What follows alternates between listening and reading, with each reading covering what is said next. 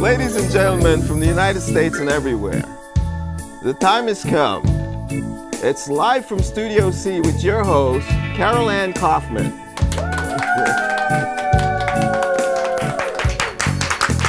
Oh my goodness, thank you. Thank you so much. Oh, hello and welcome to Live from Studio C, celebrating art and life. I'm your host, Carol Ann Kaufman, and this show is all about art, artistry, and having the freedom to express yourself. And I am very passionate about self-expression. I try to bring it to everything I do, from my hair salon that I own here in Monrovia to world champion whistling that I do all over the world. I really believe that part of finding ourselves is finding out what is that artistry that means so much to us and going out in the world and really bringing it to the world and reaping the rewards of that self-expression. And I wanted to tell you a little bit about what's coming up for me. I'm heading off to the International Whistlers Convention again, and I'm so excited because it's the 40th annual this year, and I'm 40 years old, so I really hope that it's my year. I won in 2008 in Japan as well as in 2009 in North Carolina, so I'm hoping that 2013 is going to be number 3. But most importantly, it's an incredible opportunity for me to get together with my fellow whistlers, compare notes, whistle together, and really enjoy our artistry. And I am really interested in having each of us able to have our art out there in the world being appreciated by everyone. And that's why I'm so passionate about whistling, because I think a win for whistling is a win for every unique and unusual art that's out there. So you'll find me, if you see me driving down the street here in Monrovia, you're gonna find that I'm whistling in my car, practicing my classical tunes, practicing my popular tunes, getting ready for the International Whistlers Convention. I just can't wait.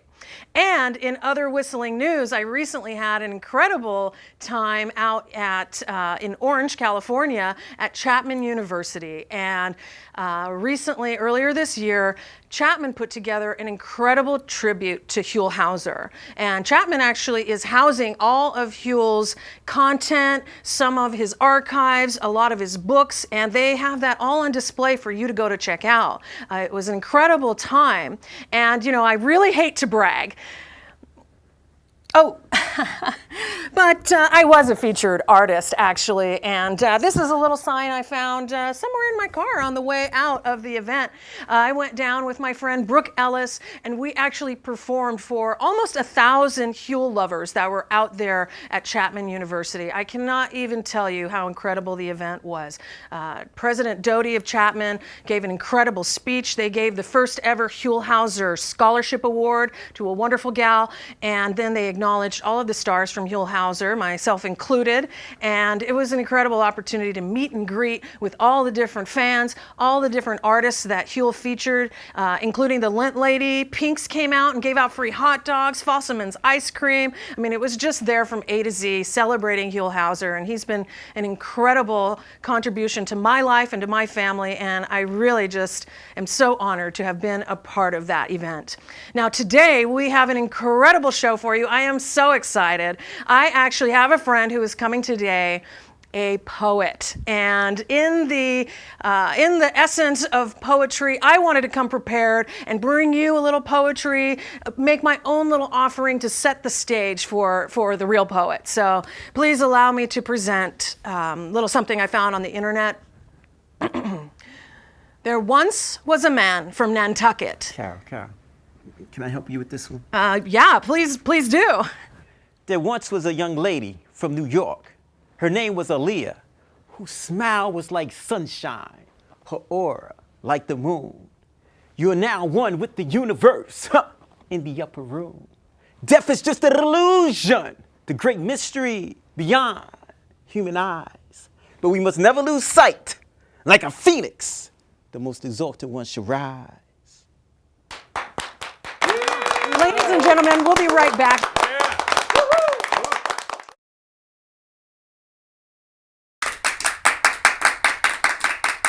Thank you. Oh my goodness. Well, we're so glad that you are here to join us with an interview with the wonderfully fabulous Malik Kalonji. Welcome, Malik. Thank you for having me on the show, Carol. Oh, I am so thrilled to have you here. And that was just an incredible introduction. That was so much fun. And I have to say, your ability with poetry is obviously a lot better than mine. So thank you for interrupting what could have been a disaster. Oh, you're wonderful. Thank you. So I first of all want to welcome you to California, because is it true that you are a recent transplant here to our beautiful Los Angeles area? Yes. I'm originally from New York, spent some time in Florida, loving Cali. Great. Well, Cali is definitely loving you, and it was so much fun having opportunity to meet you recently, and I hosted a birthday party, and of course Malik was the first one to come up and start dancing with me and performing with me, so I knew instantly that you were my kind of people, and I'm so excited to find out a little bit more about you today.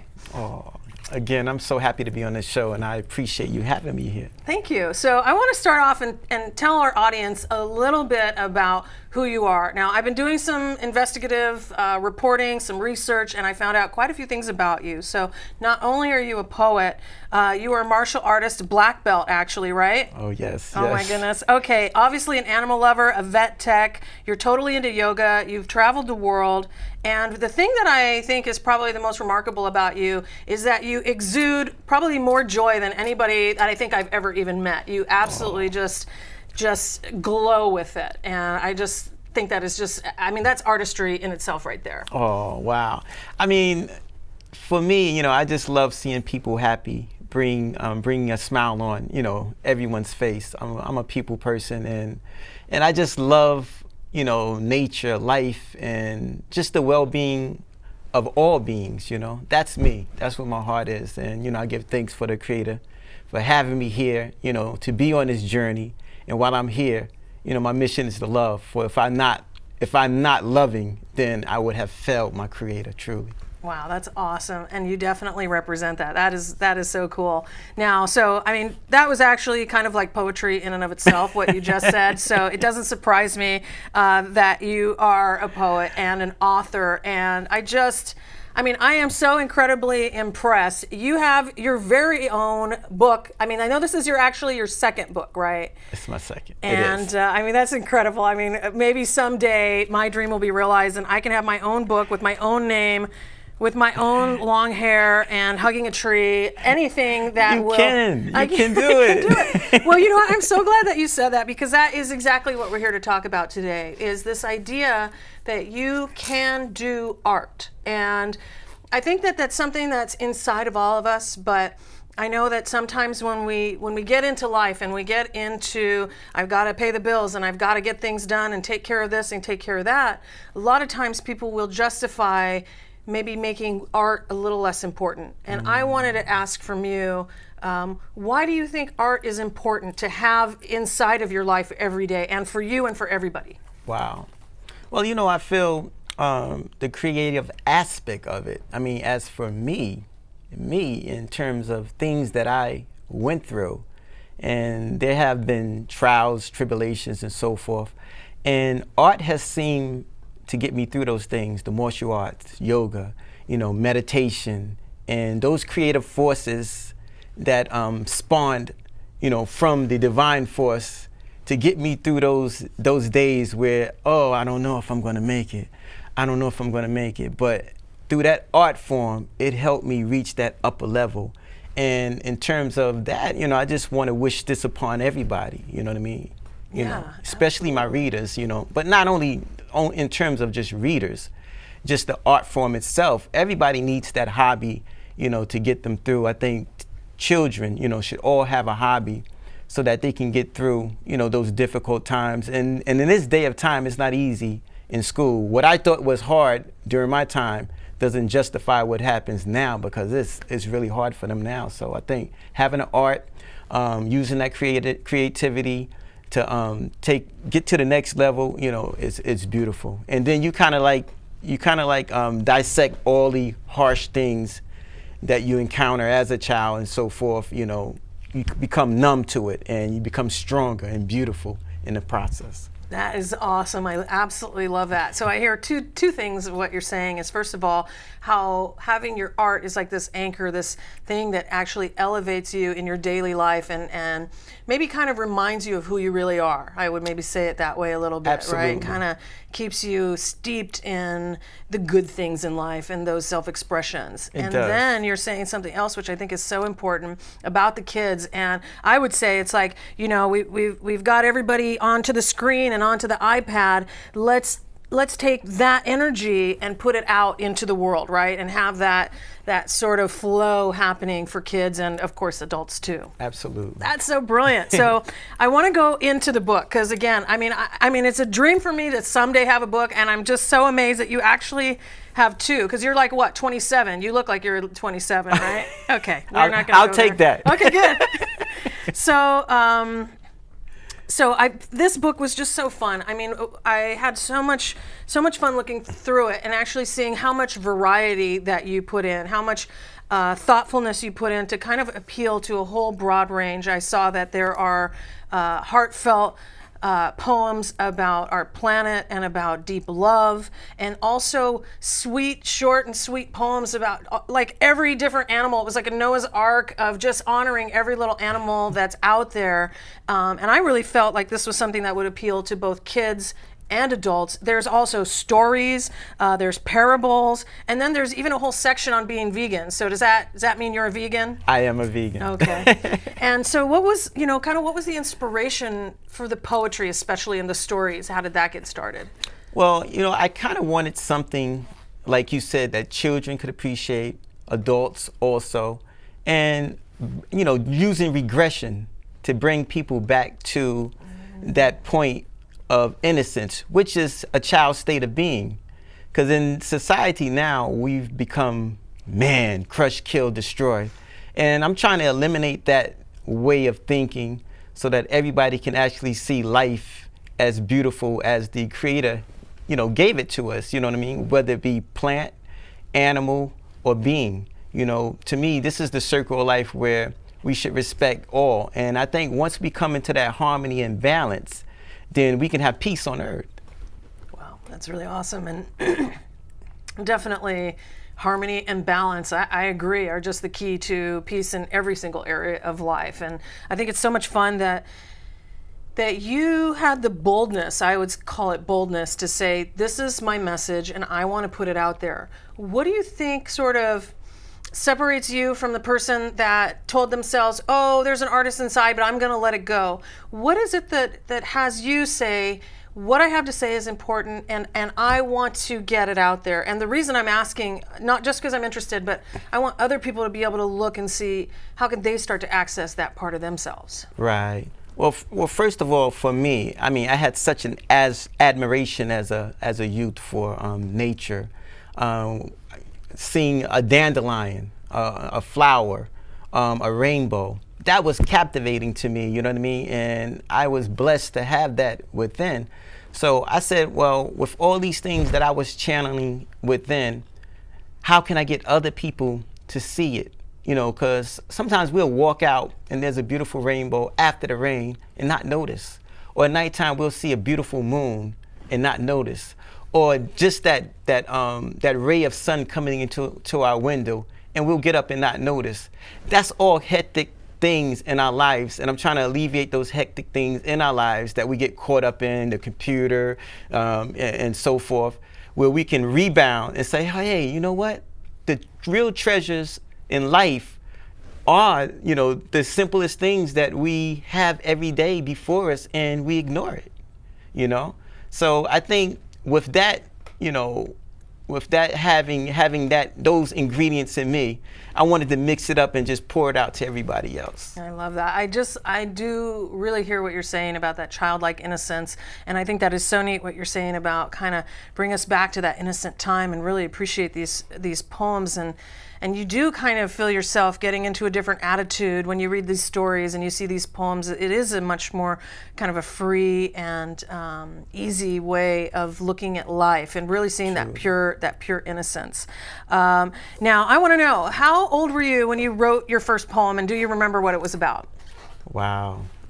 I think my first poem, I had to be probably like about 15 or 16.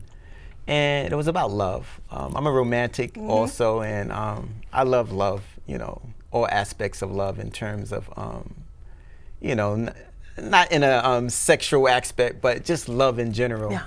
I'm a romantic in that sense, and just a romantic with nature and all the forces, When was the first time that you really realized how nature resonated with you? Because it sounds like that's been with you for so long. Oh, yes, truly. I think growing up in New York, I mean,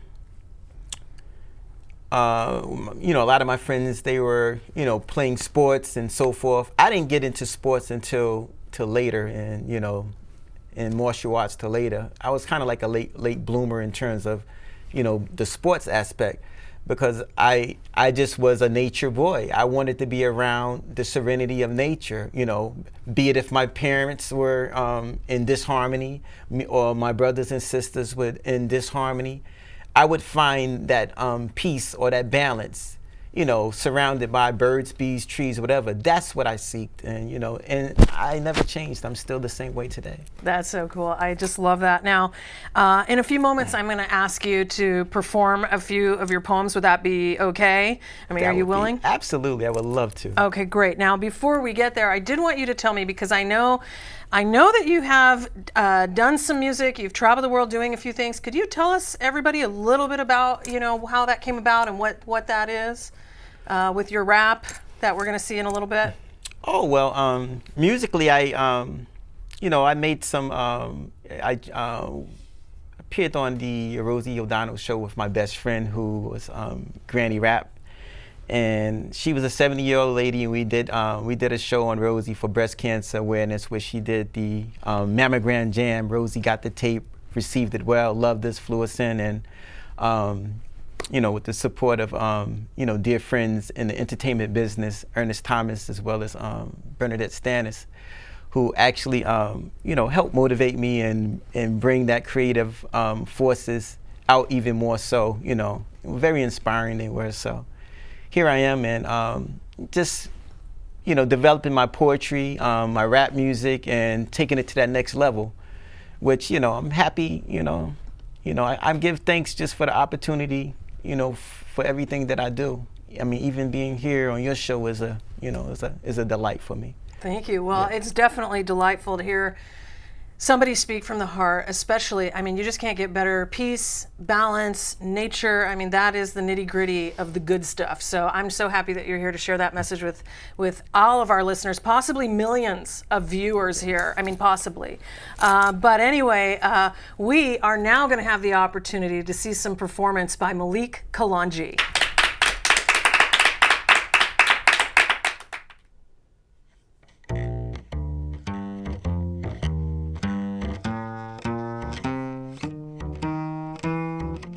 Welcome to the Poet's Corner, where I present to you Mother Earth's poet, where I, Malik Kalonji, dream.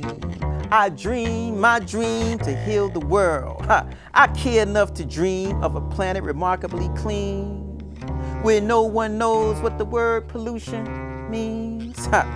Blue water, cool water, hot springs, oceans and streams, the dolphins smile and the whale sings. Despite the ratification and implementation ignorance brings, I stand to get satisfaction. Ecological balance is my motivation. Ecological balance is my motivation, I said. I will defend the children and the animals, lie down in front of bulldozers for God's creation. The rainforest faces devastation. I ask you to rise, not one, not two, not three, not four, not five, but all nations. There is an urgency that cannot be resolved by false promises left on voicemails of a telephone. We must move into speed dial because the hole is getting bigger in the ozone. We must recuperate and regenerate, and if you want to live, the message is cooperate. Yeah, cooperate. It's time to pave a new way, not a highway, but a green way. How come we live on a planet and call one day Earth Day? Not today, while you're out gambling, polluting, and drinking. We need to recycle our thinking. Ice glaciers are melting and sinking. I question how purified is the water we're drinking. The voice of thunder speaks and the lightning strikes. I pray we all come together so we may see the light. In your hands, visualize a beautiful pearl. It's just a symbol, a gesture for all to heal the world. Thank you. Thank you.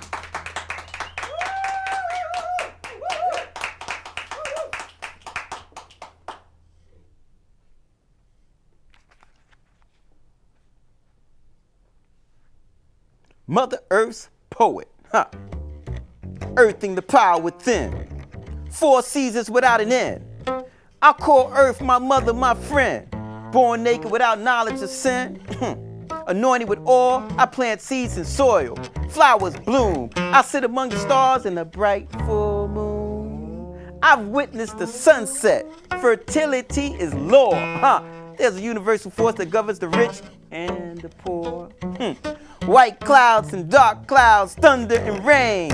I disappear in the fog when evil calls my name. They look at me, oh, what a shame. What they find is a lion, unwilling to tame. I speak fire blaze like the sun. Poachers and hunters begin to run.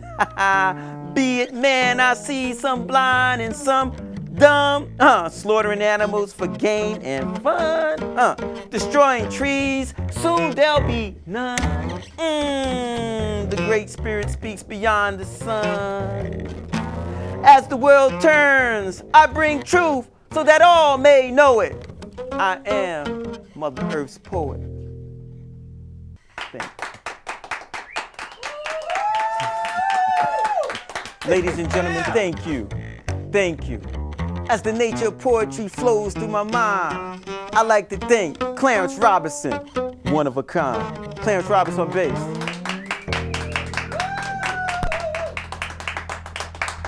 This was inspired by the people of Ethnical Protection of Animals. Check it out. It's time to take a stand. I'm your medicine man, natural holistic with a master plan. Got the PETA, yo, rocking my jam. You wanna meet your me? I transform Shazam. So all you poachers get ready to hit your butt like a ram. Got my rabbits bunny hopping in my turtle slow jam. My rap is so delicious, lines lie with the land. And you can see me eating salad when you view my webcam. Come on, P-E-T, hey, from an animal planet, gonna save the day. Yo, P-E-T. Hey, from an animal planet, going to save the day. I'm a Casanova, transforming words like it's yoga. Dr. Doolittle, yo, I'm taking it over. Got my hybrid car, gave up the Range Rover. Organic living, so you know I stay sober. Ingrid Newkirk, oh, I'm ready to work. You be the captain, I'm Mr. Spark on the search. Peter's the enterprise, the animals church. Laboratory kills, slaughterhouse kills. We represent animals, so you know how they feel. Hormones, injections, mercurity meals. You get the finger KFC and yo, we saving the seals. Come on, P-E-T, hey, from an animal planet, going to save the day. Yo, yo, yo, P-E-T, hey, from an animal planet, going to save the day. Yo, where my dogs at? Yo, where my dogs at? Yo, where my dogs at? Yeah, vegetarian delight. I fight for animal rights. Ellen DeGeneres understands, cause I'm doing it right. Hug an animal tight, adopt a pet on sight. Gotta make the world better, gotta stand up and fight. If you a vegan, you bright. And all my veggie loving girls, yeah, you know you my type. Gonna take you to dinner, talking Buddha delight. I see the colors of the wind, I'm gonna paint the world bright. Come on, P-E-T, hey, from an animal planet, gonna save the day. Yo, yo, yo, P-E-T, hey, from an animal planet, gonna save the day. Thank you.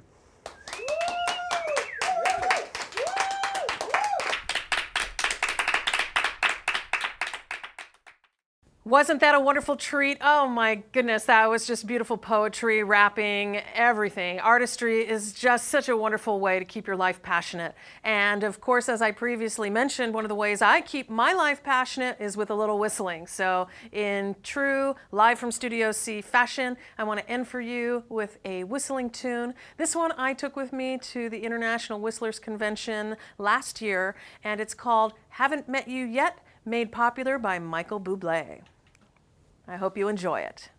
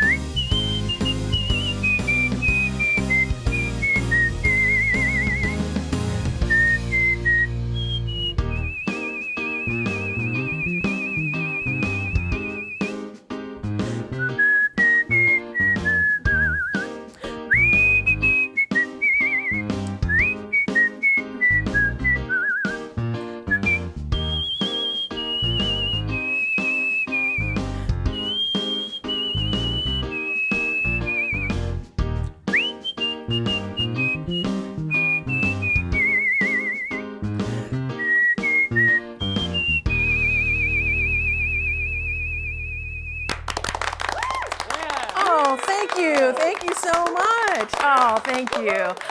Oh, no. Oh, that music means the show is over. Thank you so much for joining us here today. It has been absolutely so much fun with my special guests, Clarence Robinson on bass and introduction, and of course, the beautiful, wonderful poet Malik Kalonji and the KGEM team, and of course, the KGEM viewers. We couldn't do it without you. Thank you so much for joining us here today, and we look forward to seeing you next time on Live from Studio C.